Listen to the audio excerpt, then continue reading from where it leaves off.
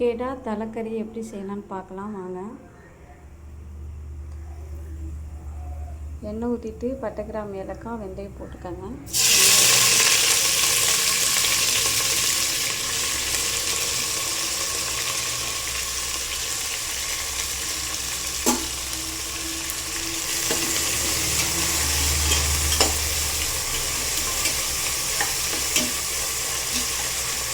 நல்லா வதங்கணும், சிவப்பாகிற அளவுக்கு வதங்கணும் வெங்காயம்.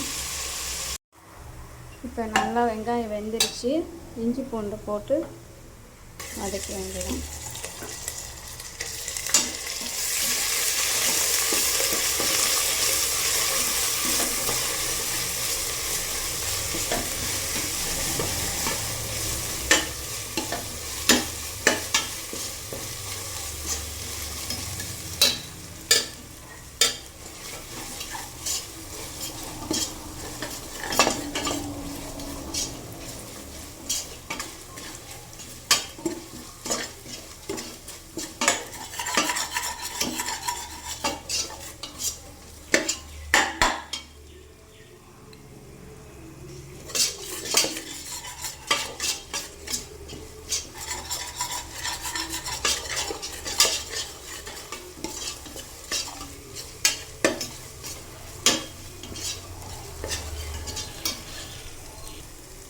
இஞ்சி பூண்டும் நல்லா வதங்கிடுச்சு. இப்போ தக்காளியை போட்டுக்கலாம்.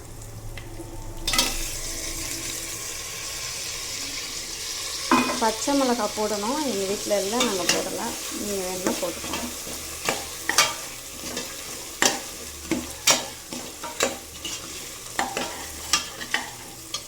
தக்காளியை போட்ட உடனே கொஞ்சம் நேரத்துலேயே நான் கறியை போட்டுருவேன். சில பேர் தக்காளி நல்லா வதங்கினதுக்கப்புறம் தான் போடுவாங்க. அது வேறு மாதிரி டேஸ்ட்டாக இருக்கும், இது வேறு மாதிரி டேஸ்ட்டாக இருக்கும். இது நல்லாயிருக்கும். தக்காளி எண்ணெயிலே வதங்காமல் கறியை போட்டு செஞ்சால் அது வேறு மாதிரி இருக்கும்.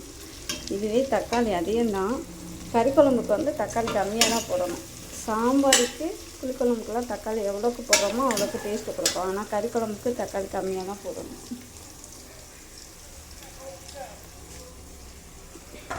இப்போ கறியை போட்டுடலாம்.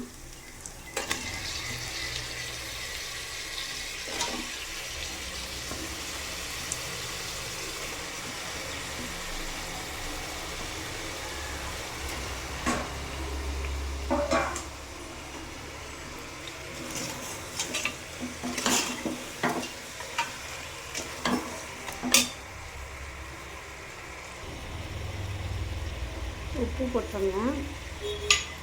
அதுக்கப்புறம் மஞ்சள்தூள் நல்லா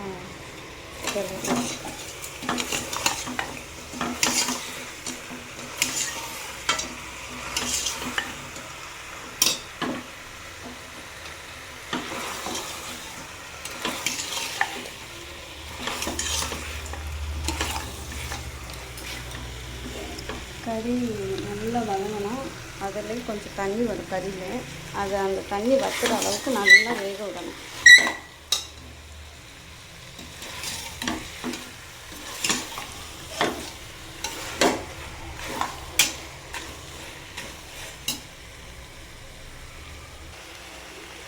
இப்போ மிளகாய் பொடி போட்டுக்கலாம். அவங்க உரப்புக்கு தகுந்த மாதிரி போட்டுக்கோங்க. இப்போ நல்லா வெந்துருச்சு. தண்ணியை ஊற்றி வேக விட வேண்டியதான்.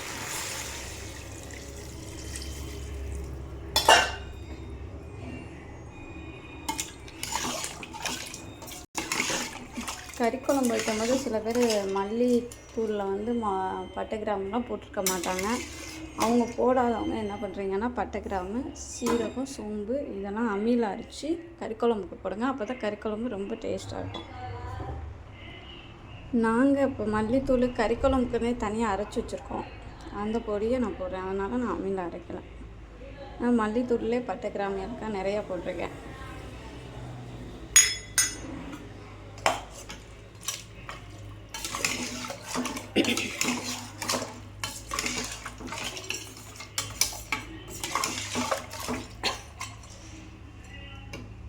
அவ்வளோதான். விசில் வச்சுருவேன். வாங்க இப்போ குக்கரை திறந்து பார்க்கலாம்.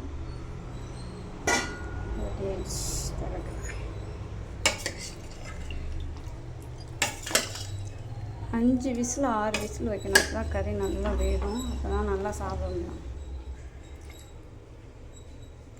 அவ்வளோதான், கறி குழம்பு ரெடி.